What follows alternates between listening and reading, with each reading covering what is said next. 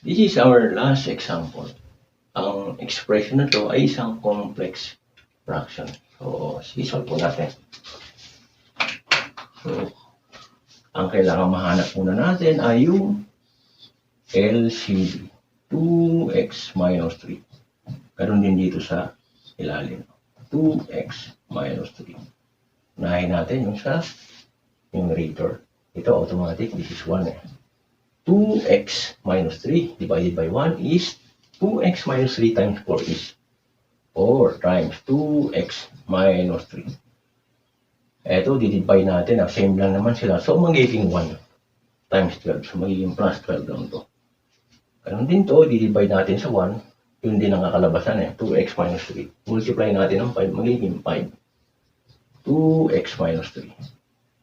2x minus 3 divided by 2x minus 3. So, same lang naman sila.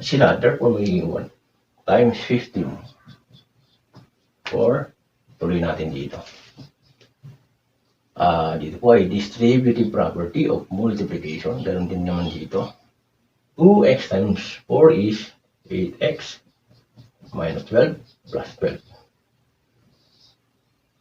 Over 2x minus 3. Baliktarin na natin to kasi pag minultiply natin, no, mabaliktad talaga to, may interchange eh. Since ito division, ito naman naging multiplication. So, ang mangyari ay 2x minus 3. So, kita na natin, masisimplify na siya. Over, ito yung mapupunta sa ilalim. Therefore, magiging 10x minus 15 plus 15. So, ang mangyari po ay ito, masisimplify kasi negative 12 eh. Ito naman ay positive 12. So, matitira na lang yung 8x.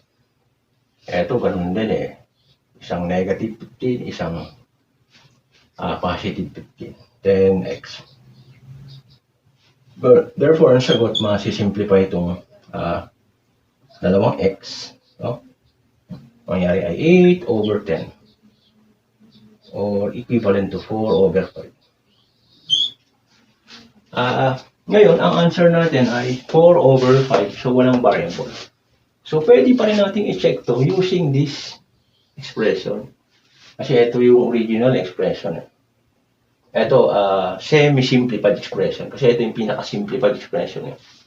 So, para ma-check natin na tama yung 4 over 5, unahin natin to, no? 8x over 10. Let x is equals to 2. So, pero kahit na anong variable, pwede naman. Pinili ko lang yung value na to para sa x. Therefore, mangyari po ay 8 times 2 over 10 times 2, 16 over 20 is equals to talagang 4 over 5 eh.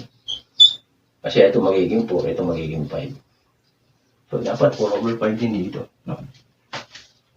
4 plus 12 over 2 times 2 minus 3 over 5 plus 15 over 2 times 2 minus 3.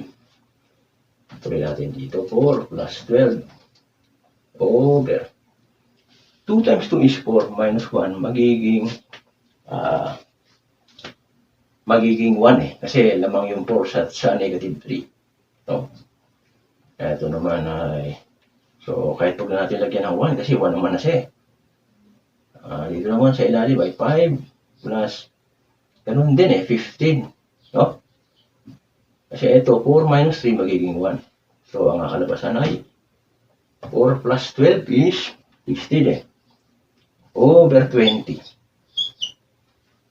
Dapat 4 over 5 din siya eh. So, 4 plus 12. Oh, tama, 16, hindi 12. Ako yung may mali. So, sorry. Yung simpleng addition, nagkakamali. So, dapat maingay. Maingat. No? Yan ang importante sa natin. Ibig sabihin, kung ito, didivide natin ng 4, both side, sa numerator, denominator, therefore, ito magiging 4, ito na magiging 5. Therefore, 4 over 5 din. Patulad ho nito. So, ibig sabihin, itong answer natin ay talagang tama. Sige po, hanggang dito na lang tayo sa tutorial na to. Salamat po. Thank you.